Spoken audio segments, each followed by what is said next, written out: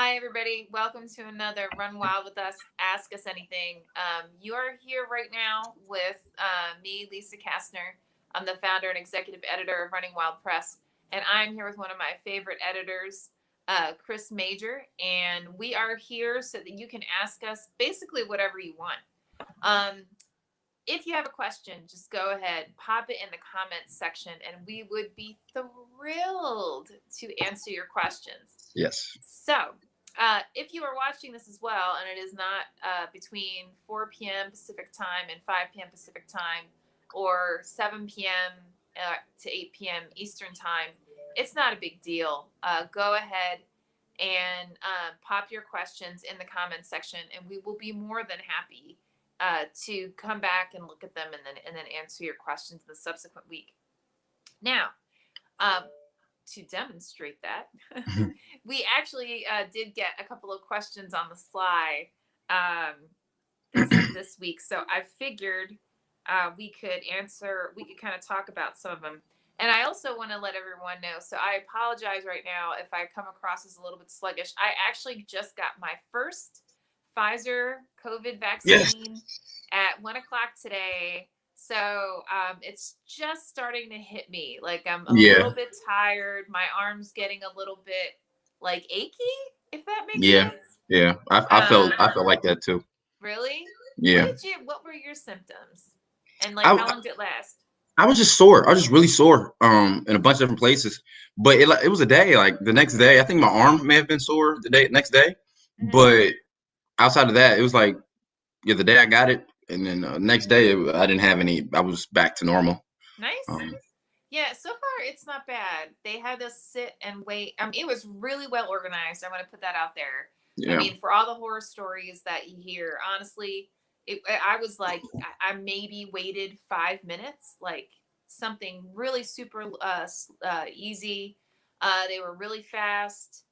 I did the 15-minute. So you wait for 15 minutes after you get it just to see if you have any immediate reactions, and then after that, I mean, really easy. And as I mentioned, right now, I mean, my arms, I mean, I wouldn't even call it sore. Like it's just very slightly achy. I have a very mild headache, but I think that's like I'm starting to feel tired. Yeah. Sometimes when you get that like overall tired, you get a little bit of headache. So it's that kind of thing. So far, Okay. so far not so bad. So Yeah. That's good. That's good. did you get your second one yet? No, next Friday. Next Friday. I am Okay. so excited. I'm so excited. But I mean, I don't know. I don't know what much will change. I'll still probably have to wear a mask everywhere I go, and but the reassurance of knowing that the likelihood of me catching COVID is been dropped a whole bunch, so that'll be nice. But I'm really just ready for the world to open back up again. Yeah. I like going to movie theaters, and like I don't like streaming is cool, but I want to go sit in a theater or Mm, and you go to restaurants and it's fine, but they're not as like lively as they used to be. mm-hmm. Um, but yeah, yeah, but when I got mine, it was pretty organized too. I walked in exactly at my appointment time. So I walked in, I probably sat down for like 2 or 3 minutes, and then I went and got mine, and then waited the 15 minutes because me and my sister went together. Then Mm. waited the 15 minutes, and then left. And it was all good. Nice.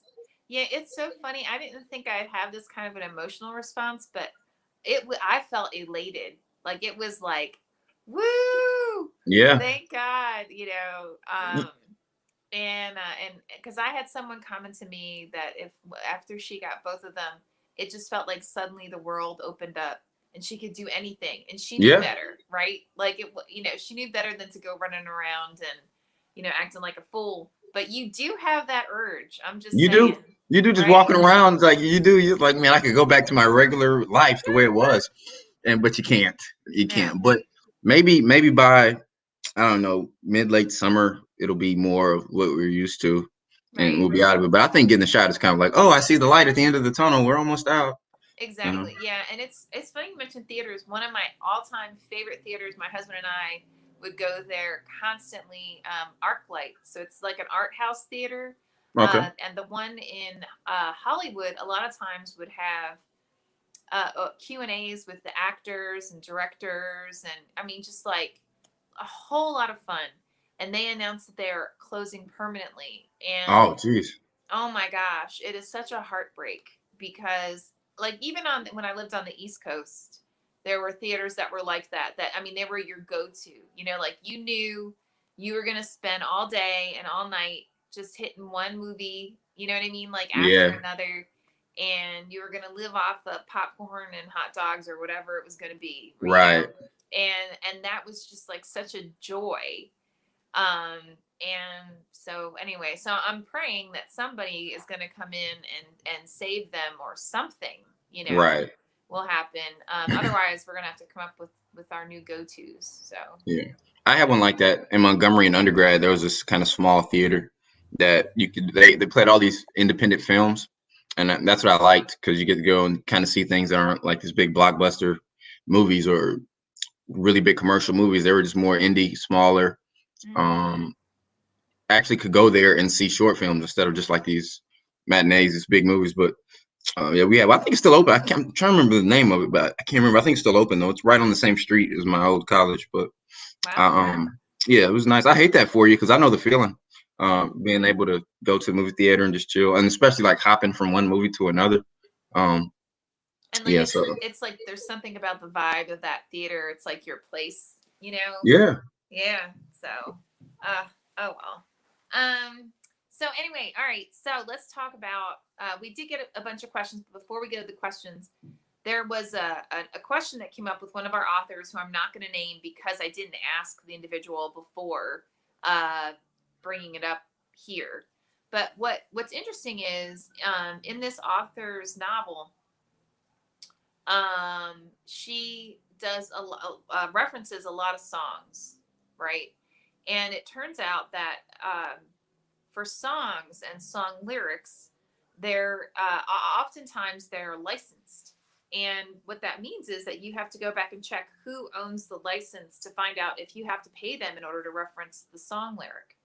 Now, what makes this interesting is you know, a lot of people reference song, not necessarily songs, but you know, they might quote Shakespeare, or they'll quote, you know, famous books and so on, and you don't have to pay to reference things like that. I'd say the majority of the time, most times, you just basically have to be sure that you you know, as if, you know, like when you write a uh a paper for school, right? You just have to make sure that you reference where right, that quote came from and who it originated with, and so forth and so on. But in this instance, there are tons of songs out there that if you want to reference it, you have to pay to reference it, and it can run you in the thousands, if not hundreds of thousands of dollars to do it. Now, for purposes of this book, these song references were being used in order to give you a time reference. So instead of saying, like, you know, the date is May 5th, 1962, right, or right. whatever, she was using a quote from a song. And so the question became, is there value in using the quote? Is there value in just maybe referencing the song title? um, is it still effective for uh, placing you within that time period?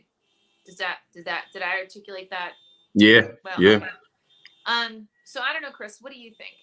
I think I actually wrote. I have a manuscript where I kind of I titled the chapters after songs, and then below there'll be like this sub header of quotes. And I had an agent really tell me that yeah, it's going to be expensive because you got to think about how much you're going to pay to actually use that quote, and then you got to think about how much the money the book's going to make. Because then you go from instead of turning or instead of breaking even like you're in the hole with a book Right. until you sell enough copies to recoup that money. And then you think about how many quotes you have, now it's, you,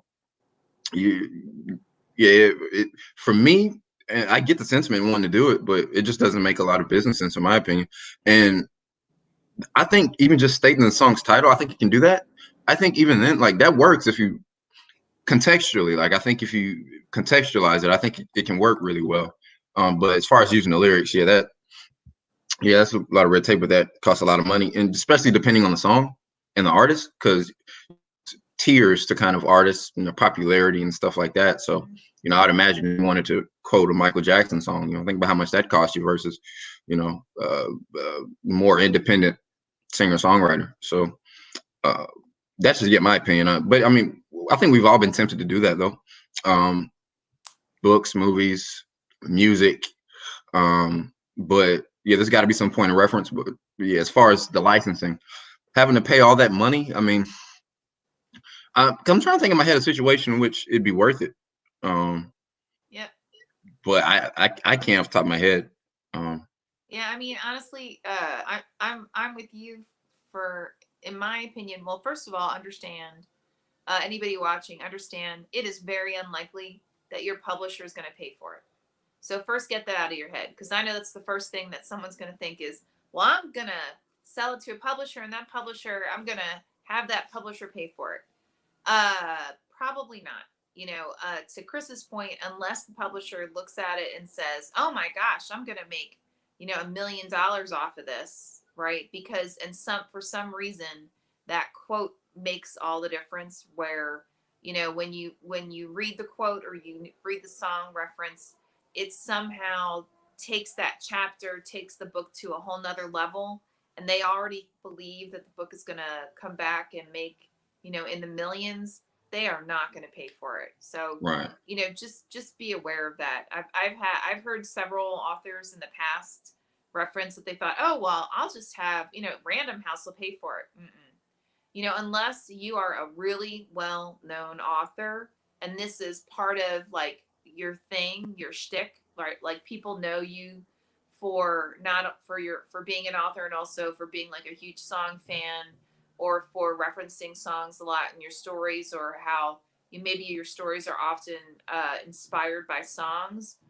And if the publisher knows that they're going to make a return on it because you have that brand, great. Otherwise, I highly doubt it. So, in all honesty, my opinion, unless it takes it to another level, right? Referencing the song, even just the title of the song, unless it takes it to a whole nother level, just use the date. right. You and know, and I we're mean, wordsmiths, so that's words are a thing. So there's stylistic ways that you can go. You don't just have to say in 1975. There's stylistic ways you can go about, and you can make references, things from like it doesn't have to be lyrics. What was a popular snack in that time that you could right, throw in there, or TV show. I mean, same thing, but like yeah, just some small nuanced kind of thing that dates. What model car the person's driving. That right, that would date a place in a more stylistic way as opposed to just laying out plainly what the date is. right. Um, Yep. so Yeah, like the Dick Van Dyke Show is live, right? right, Something like that. right, Yeah, I agree. There are tons of ways to do it. It doesn't have to be song lyrics. It doesn't have to be a song. And again, really, unless it takes it to a whole nother level, I don't, personal opinion, I would not go down that route. So, I wouldn't either. Or find yourself with a lot of rewrites, trying to undo that, and especially nobody having to pay it. So now it's waste a lot of yeah. time and energy. And And especially maybe, if your story is like, if those quotes you use are integral to the book, then like that's you have to scrap. Well, I won't say scrap it, but I doubt it. oh, he'll be right back. But to his point, to Chris's point, and if the song lyrics have become integral to the story, be aware this may actually cause you to have a very hard time in selling the book because of all the reasons that we just referenced. So you may want to try and figure out ways that you can still get your point across, um, other than using that song lyric or that song, or the song title. So just again, just keep these things in mind when you are writing a book, and when you're referencing other people's intellectual property. So cool, cool. Okay, all right, guys. So that was the Lisa didn't ask for permission question. Which is why I also didn't say who we're talking about. But this is actually a very common question that comes up. So again, just to be aware. All right, now here's some questions that came in that we were asked on the side. And so the first one is, let's see. How do you and Chris get the names for your characters? I have a terrible time with names and sometimes change it twice. How about you, Chris? Um, so a lot of my writing is based on real life. Mm-hmm. So to keep it simple for me, because I'll forget. The deeper I get into a book, I'll forget who's who and whose storyline is doing what. So I'll use variations of a person's name or the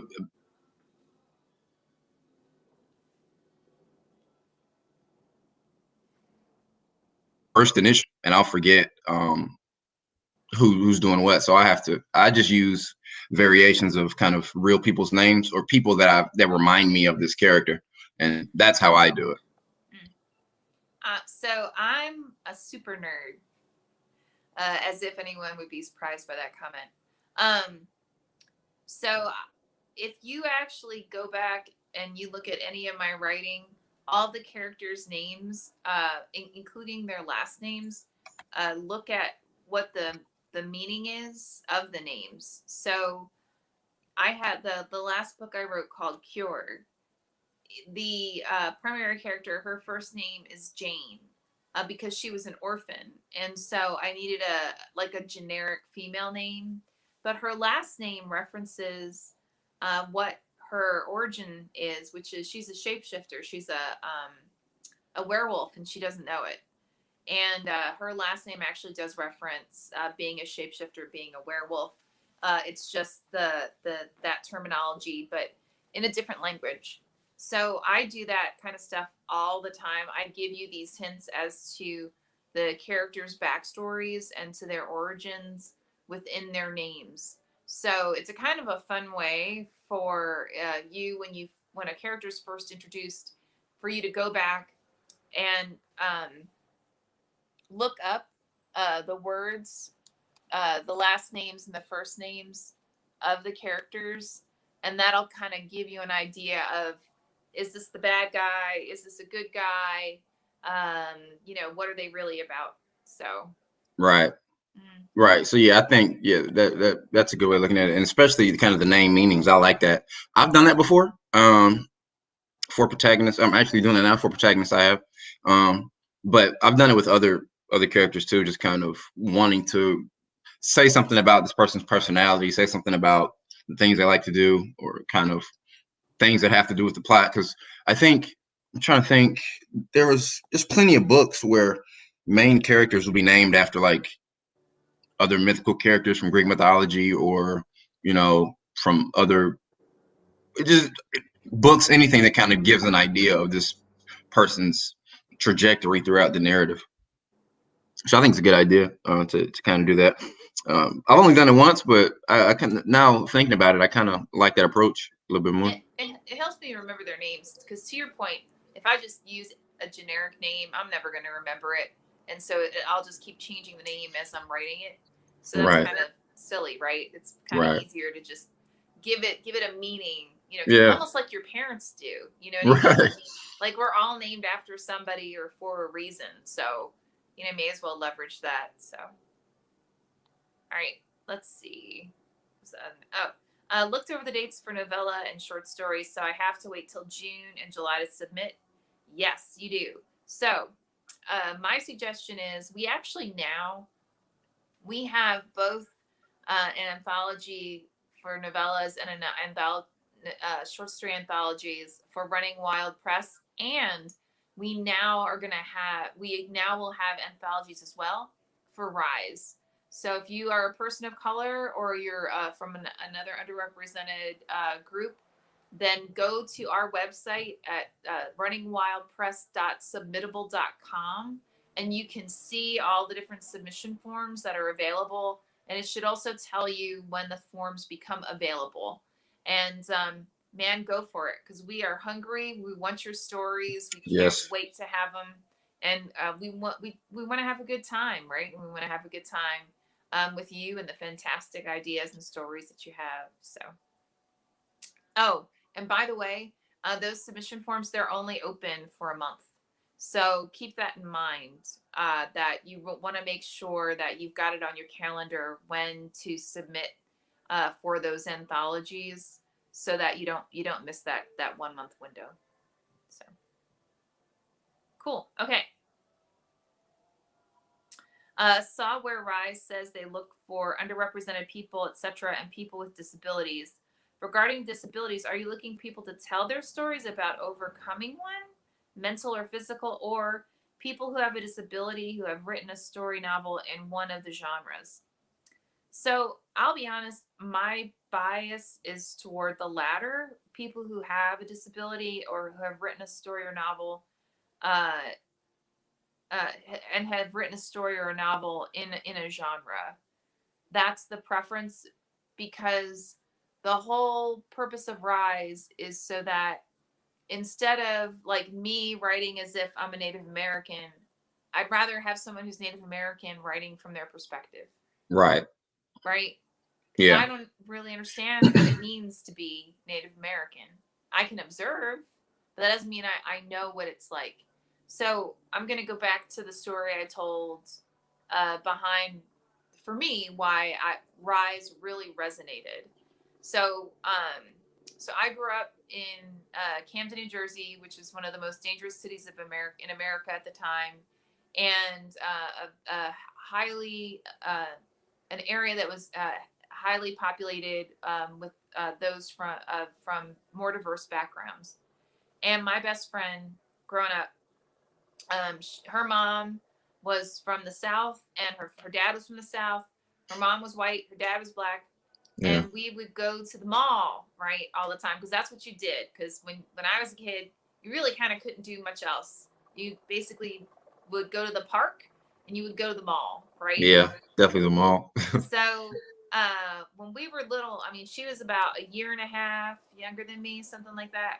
We would go to the mall, and people would come up to us, and let's say I was like, 9, and she was like 7, 7.5, and they would talk to me like I was an adult, and they would talk to her like she was a doll.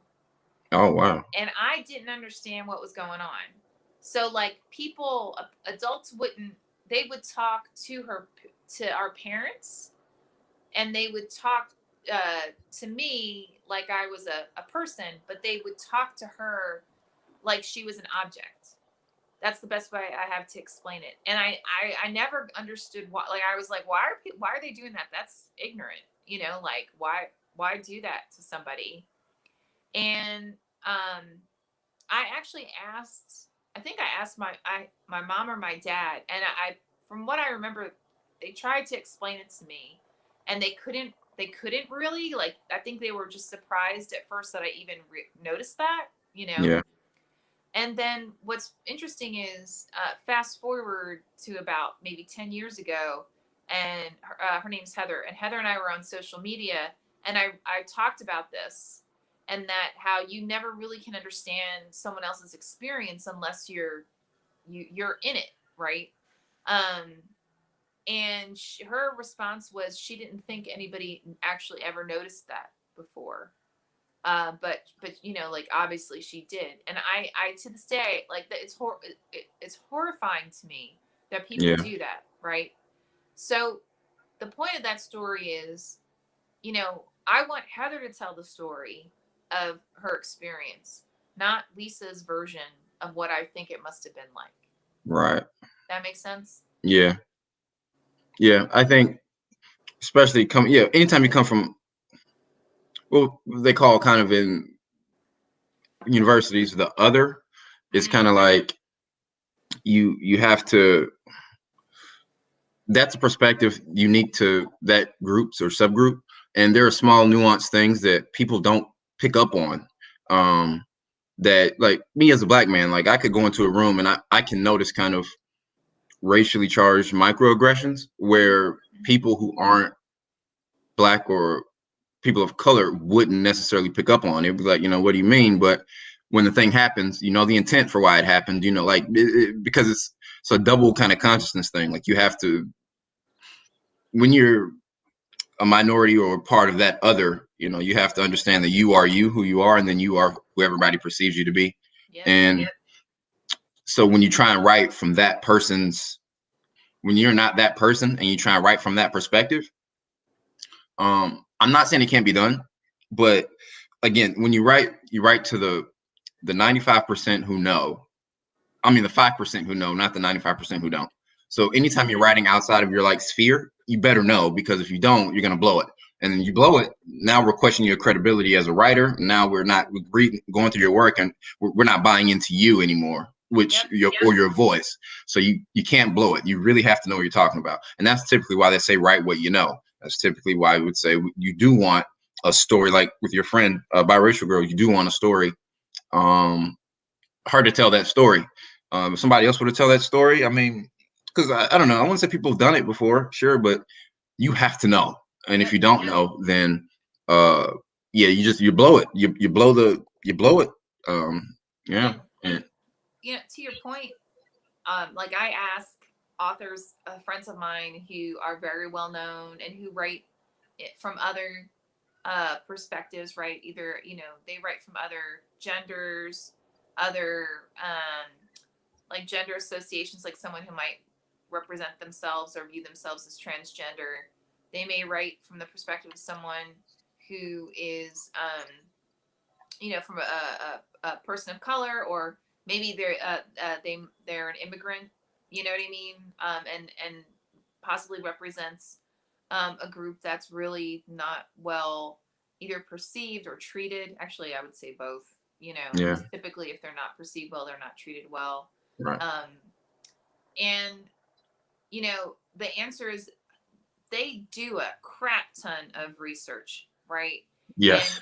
and understand, not only when I say research, that means you're also sitting down and you're having intimate conversations with people, and you have to have the kind of personality and persona that these individuals are going to be willing to talk to you, right?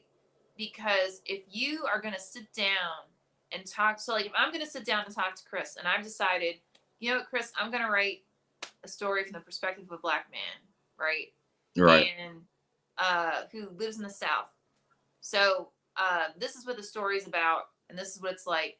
And if Chris is bold enough to be honest with me and tell me things about those type situations that would normally be considered contentious, or explain to me how something that I may not understand is a microaggression, how it's a microaggression.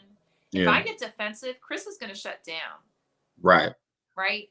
If Right. I if I tell him he's wrong, Chris is going to shut down, Yeah. right?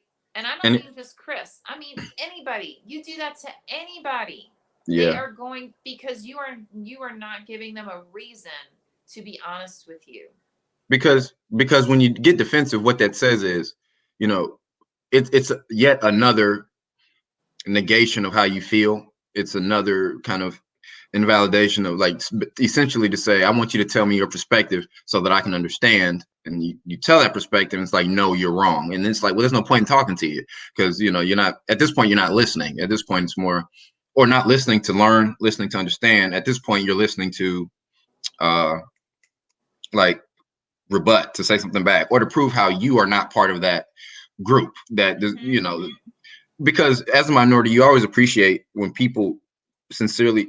Sometimes the questions are, I'll never call a question about somebody asking about something like that to me stupid, but sometimes in my mind they're kind of stupid. It's like, why don't you know this?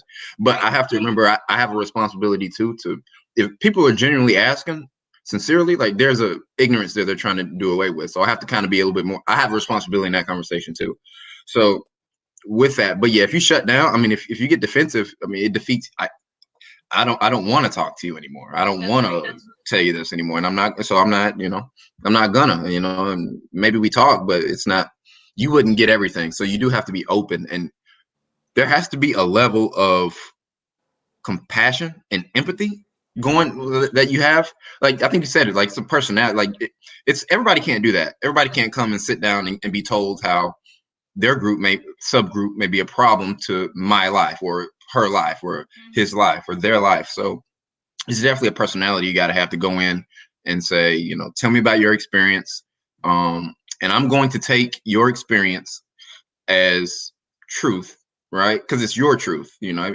Of course, everybody's perspective is different, but I'm going to take your truth as your truth. This is what you deem true and right, and I'm going to respond like that, or I'm going to treat you and talk to you that way. So yeah, definitely, yeah. If you're gonna write from those perspective, research and yeah, definitely talking to somebody about their experiences, Hmm. and being open when they respond to you. That's definitely that's a thing.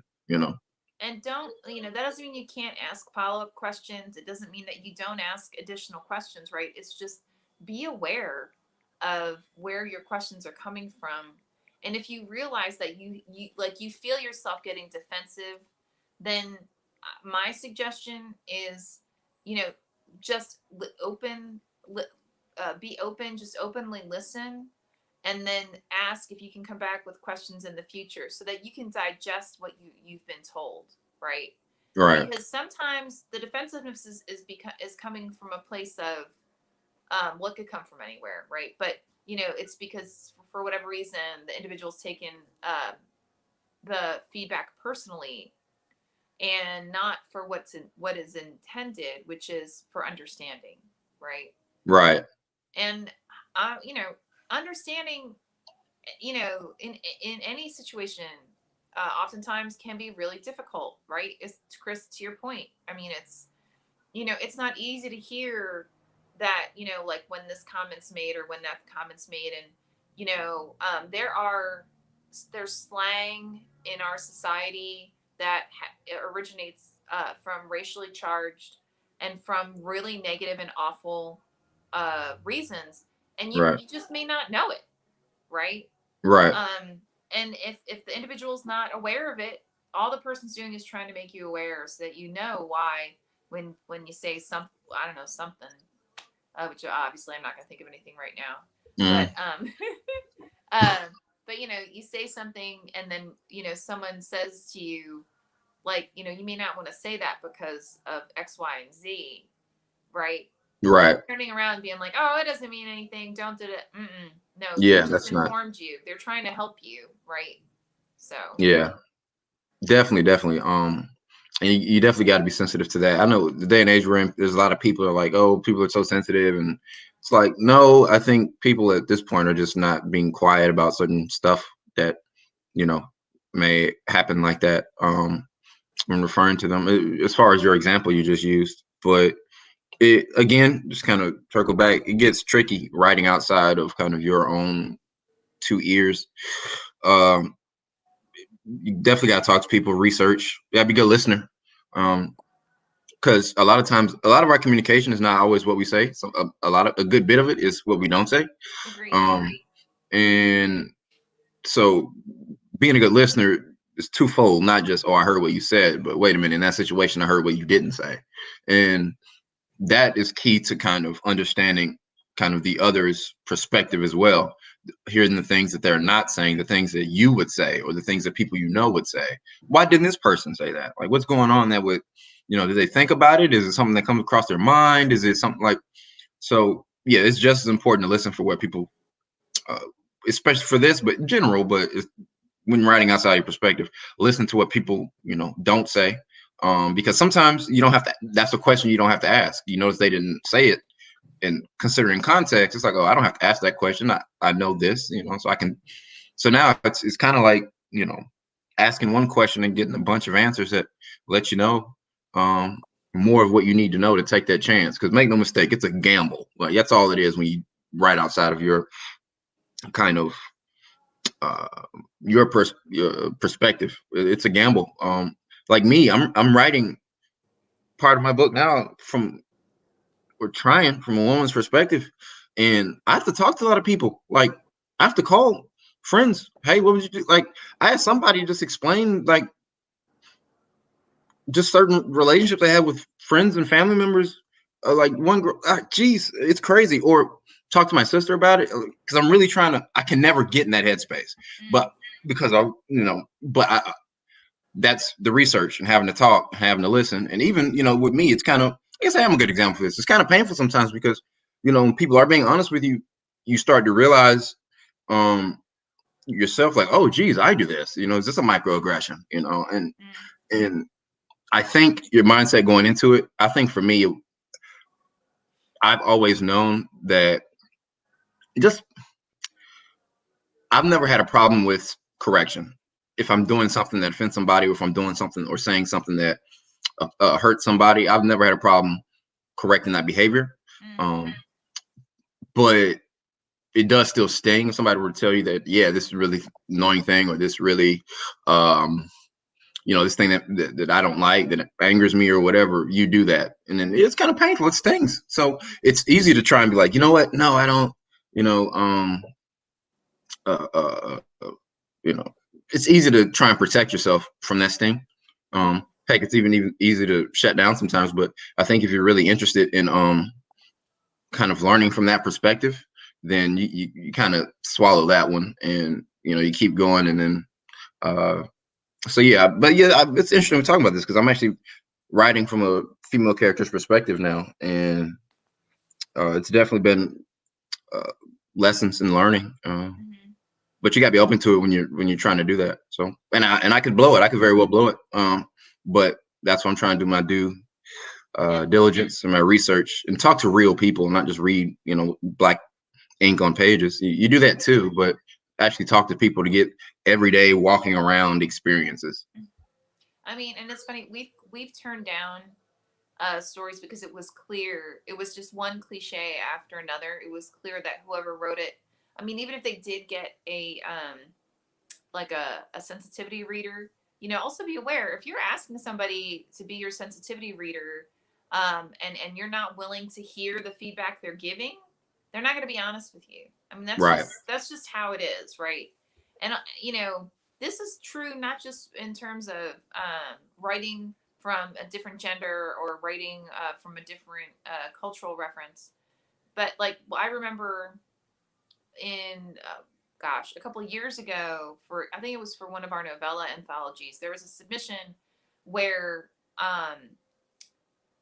the the main character was an intern coming into a company, and the intern thought that the head of the company was viewed him as a threat, and so was causing the intern's life to be hell because he was the threat. And I was like, I'm gonna tell you right now, there is not a single person who is in charge of a company who Right. brought an intern and was like, oh my god, he's a threat, he's gonna make his life Right. hell. No, honey, because that they're not even viewing that individual as a threat, even subconsciously. It's not even as they're It's no, not there. Yeah. it's not there. So, you know, it's got to be realistic too, right? You've got to, or if you're going to try and do a setup like that, you've got to make that setup real, where like this intern created like the world's best app, right? That sold in the billions, right?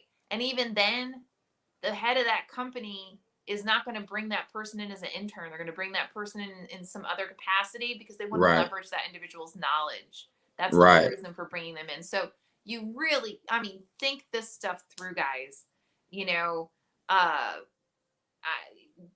maybe, talk to your friends, kind of, brainstorm what you think a realistic perspective might be.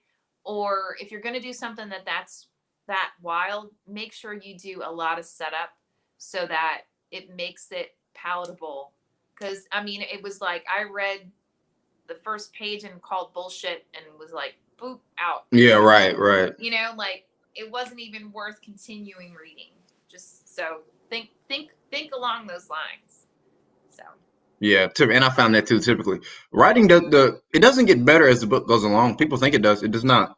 So that's why you can tell from the first couple pages if okay, I can sit down and read this thing yep. because it's not like okay, just work through it until you get to chapter 4. It's like no, Mm-mm.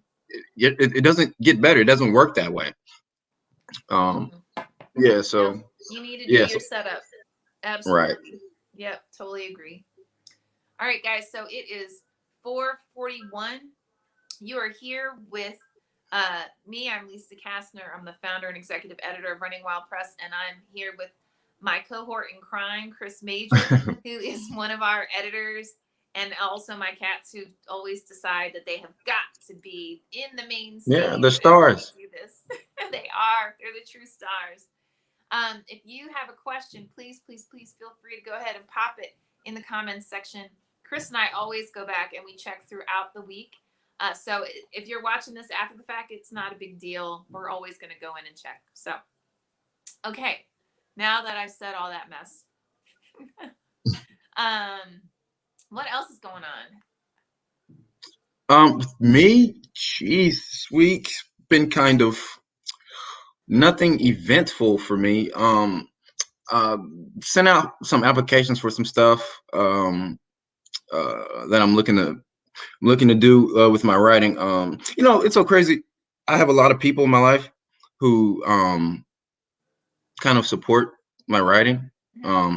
which I know a lot of people, and I'm just saying this because I know a lot of people get discouraged with their work because it's like, uh, I don't know, anytime you're trying to live a lifestyle of an artist, typically, most people, you do the dream, right, is to have your work be your main source of things, right? That's what you do with your day. You wake up to do that. Right. And it takes most writers that never happens for, but Nope. some it does, which makes it possible. But it's hard. Like you have to do a lot of work and kind of weather, rejections, especially in writing. I have so many. Um, you have to weather rejections. You have to weather like setback, like all of it. And I'm just it gets hard to keep going through those spurts. But I have a lot of people. I have a friend who I got a friend who's decided to help me cover some of the contests that I'm entering into because those things get friggin' expensive Yes, they when you're do. doing them. Expensive. And it's like, yeah, it's nice to have people kind of. I just ruminating on this before we got on. Who kind of just believe in what you're doing, Mm-hmm. um, and kind of support what you're doing, and kind of want. And it helps you weather kind of those things. So I would tell anybody who maybe have some doubts. All writers have it, or kind of trying to figure out, am I doing the right thing? There's uh, people who kind of uh, you know people are good for more than what we give them credit for. I think most people are by nature. I think humans are kind. I think things happen to change that, but it's just nice. Just talking to my friend. We just talking a lot more lately, and we're just talking about the writing. So looking forward to the next couple of months for some of these short stories to see how they do. I actually sent out some poems. I rarely send out poetry. I rarely write it, but sent out some poems. One was for humor, so I've been ironing out. Ironed out poem. It's called Letters from '09. Mm-hmm. '09 is my freshman year of college. And the premise of it is like um, the writer, me, of course. It's like they're like text messages, but I call Oh, them okay. letters. So it's like dear such and such. The first one's like to grandmother, and the second one's to an uncle and to dad, and they're all. It's just really goofy, typical college kid stuff Mm-hmm. that you know thinking got the world figured out, thinking you're smart, Mm-hmm. thinking you know everything, or even trying to bamboozle your parents for money, stuff like that. I hope, I don't know. I hope I won't be surprised if that poem doesn't win the contest I put it in, but it'd be nice to. I'd love to see the look on people's face when they When they read it. when they read it. Yeah. Yeah. I don't So know. That sounds like fun to me. yeah. I mean, the poem I wrote it was so crazy. I write stuff sometimes and just sit on it and don't think about it anymore. And I Mm-hmm. figured like I have I have a lot of poetry from just over time that I don't do anything with. I don't plan on doing anything with. So I'll just this past winter, I decided, well, just send them out. I mean, they're just sitting here not doing nothing. So send them out and let's just see what happens. So Yeah, it can't hurt. Yeah, I want to go back to a comment you made about, having a great support system. I have, obviously we both know a ton of writers, and both established and those who are aspiring. And I know a lot of aspiring writers have this tendency to feel like, oh, someone just took my story because they're a friend of mine, right? Um, but understand something, like established authors, when they're getting phone calls from people who are friends of theirs, they or who are making them offers to, like, publish their books or whatever.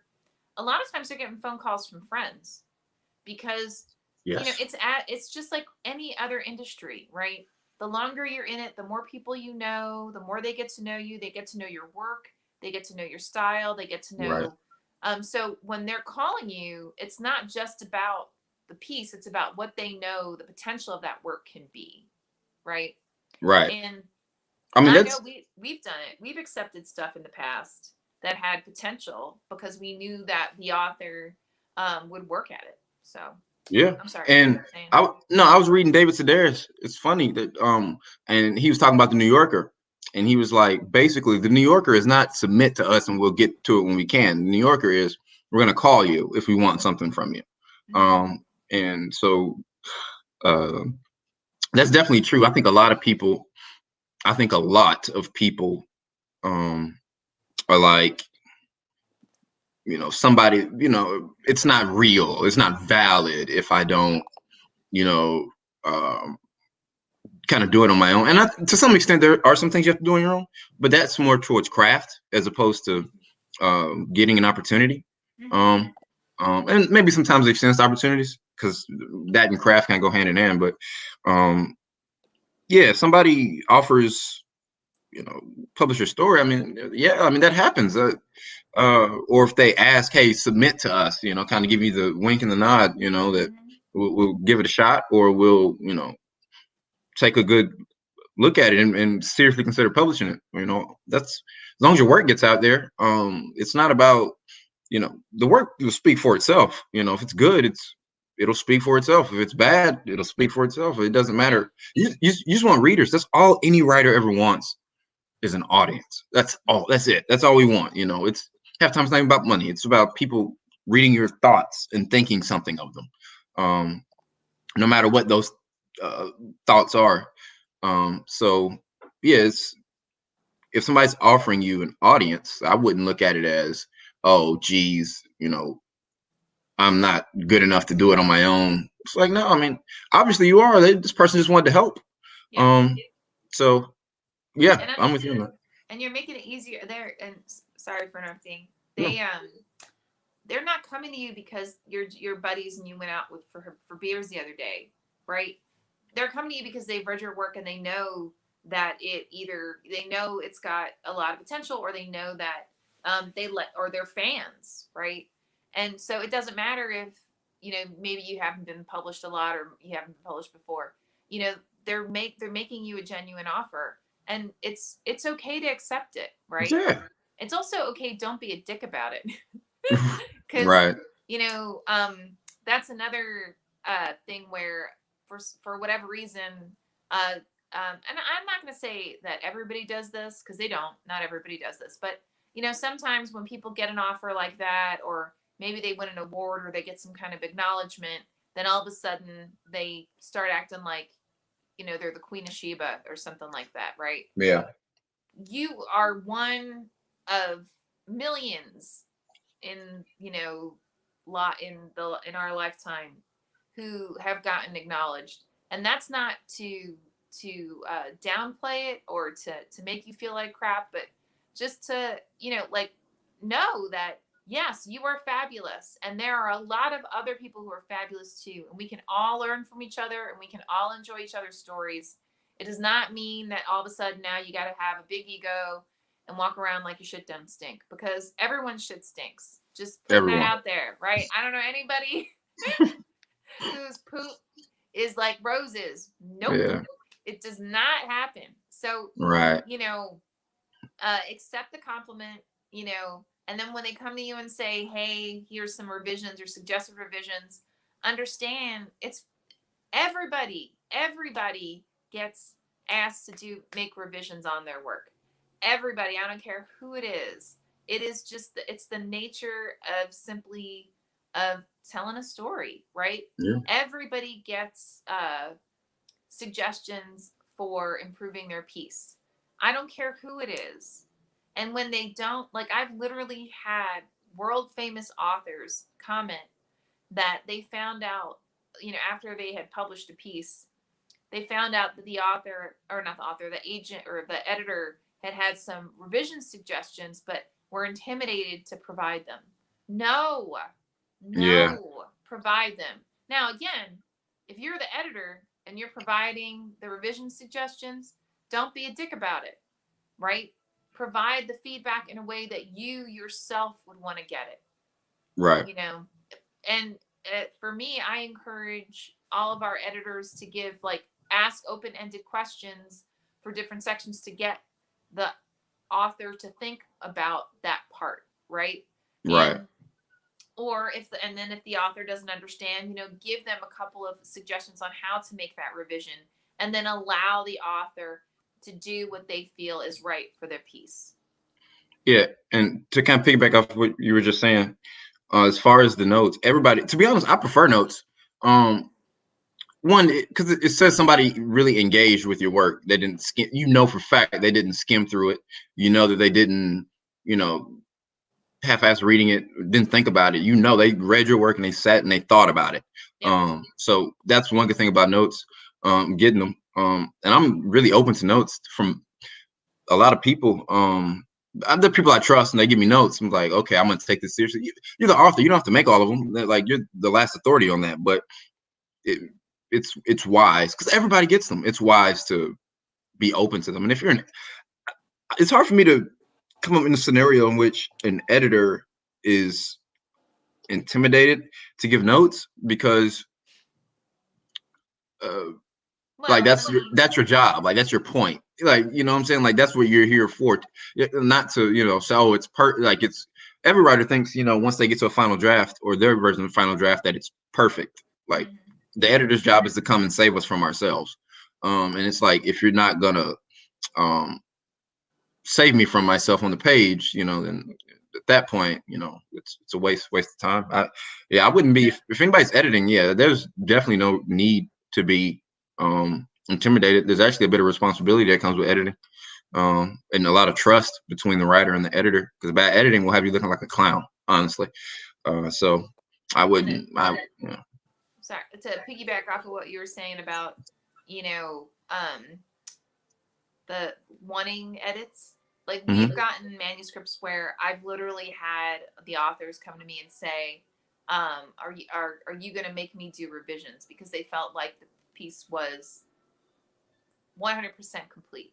yeah, And my feedback was, this is a collaborative experience, and the intent is that you get comments and you get feedback, and the intention is that you respond to that. Does that mean that you then have to make some kind of massive edit or massive change? No. It means that if there is some underlying intention with what it is that you're trying to do, and the author didn't, or the editor didn't pick up on it, then there may be some kind of tweaking that you can do to right, make it better, right? mhm, Or a lot of new writers, they overwrite. So, they'll do a dramatic scene, and they'll one or two sentences just to take it to a little bit too far, yeah, where the reader is just, they want to put that down because it's like, all right, call bullshit, right? If an editor comes to you and says, you know what, maybe don't don't go here, like, leave right, it like two sentences before. Understand that, to Chris's point, that editor is there to save you from yourself and to make sure that your writing and your story is accessible to all readers, or right, whoever would generally normally, pick up the piece, right? yeah. So just And I keep think that. too, and you mentioned too, people like getting some kind of acknowledgement for their work and then kind of being assholes after. I think with that, it is a good feeling to be acknowledged. I mean, we want that. We want writers are needy. We need the validation, but Mm-hmm. there's a line between celebrating a small victory or big victory, depending on how much weight you placed on that acknowledgement. Um, but when it comes to now, you're kind of what I call bleeding on other people. Mm-hmm. When that starts to happen, you kind of have to sit back, and I don't see that. I don't see hubris is real. We read about it in like mythology and stuff, but you can be too confident and arrogant, and when that happens, I guarantee anybody who's been acknowledged for something and walks around like, like you said, the Queen of Sheba, there's a regression in their work, because that shows something of like a mind trick. Mm-hmm. That person, that's the one who says don't edit my stuff. That's the person who says I don't That's want any right. notes. That's right. And you don't get better that way. So I mean, it'd be a nice victory, but it'd probably be the last one. Well, and it doesn't mean that too. There's also editors who are more junior and who don't understand, in my opinion, don't understand the collaborative nature of revision, Right. and so and they take it too far, right? Like maybe this editor's never worked with more senior people, and they're for the first time in their lives a senior editor, and they're coming in, they're like, you need to change everything, and like Yeah. basically That. change Yeah. the voice of the author. Well, that's no good too, right? So Yeah. there's got to be a balance, And I basically. think um, I hired an editor I worked with for about a year. Um, when I was working on my memoir, and we were extremely collaborative. So I'd write because I write chapters at a time, and I try to write chapters at a time, send it to an editor, get it back, make those notes, and then move on because I don't want to have to rewrite Mm-hmm. the whole book if that at the end, because that's a big time sink. Mm-hmm. But we would do that, and he would make comment like in Microsoft Word, he'd leave comments on the side, and I would leave comments. And so if you actually go back and look at like, I don't think I still have it. I go back and look at like you turn on the track changes and you see the notes, you can see him and I having a conversation back and forth. Like, no, I want to do this. Well, Chris, I don't think it does this. And then, of course, everybody knows you're the writer. You get to make the last decision. Well, the publisher really wants you to get picked up. But as far as you and the editor, it's your decision. Mm-hmm. So with that, and then also with the editors, it's collaborative. It's not, you need to change all this because when you're editing, it's not about changing their story. It's about ensuring that it's articulated well, and with few little to no flaws at all. Mm-hmm. Um, so that's believable. So the grammar is there, so we can have credibility with the writer. Mm-hmm. So yeah, like coming into, um, I don't know, I've edited a good bit. So I can see how someone may be editing it first and come in and say, everything. And quite frankly, I like it. I like a good edit from an editor where there's, good bit of notes, but Mm-hmm. sometimes that's warranted, sometimes it's not. But coming from an editorial perspective, I think it's like, yeah, people just want to change the narrative. You can't change the narrative. You're protecting the writer, and that's your job. Your one and only job is to protect the writer, and that doesn't always require an overhaul of a manuscript. That's right. Um, it, and to be honest, I haven't. To be, if you find that a manuscript needs to be gutted Mm-hmm. to make it work, that book's probably you probably need to throw that book away. If it's to the point where it has to be, well, not gonna say gutted. Um, no, there's a fine line. I won't say that, but I think depending on the level of notes and the types of notes, and as a I've been called an established writer. As a writer, you can tell what kind of editor you have when you Mm-hmm. work with them. You know, like their experience and what they know, and then you go through that relationship understanding. Oh, they don't, necessarily know this or that. And plus, just like we're writers, we have strengths and weaknesses. We have tendencies. Yep. Editors do too. That's right. Some editors are a lot better at grammar. Some editors are a lot better at catching plot Mm-hmm. problems. So it's the same thing, and you'll find most editors are writers too. So you'll That's right. find that you'll find kind of that's why it's important to be collaborative. Um, but I would suggest it to anybody getting notes or giving notes to people. And I have friends. I have a friend, a poet. She has another poet friend who she'll call them and say, "Hey, will you hop on this Google Doc with me while I go through this poem, essay, story?" And they'll get on a Google Doc together, Mm-hmm. and she'll be writing, and he'll make notes as they're going, and they kind of work it out that way. And that's just an example. I mean, I think that's an extreme example, because they do it at the same time sitting there, but it it's collaborative on both people's parts. So yeah. Cool. All right.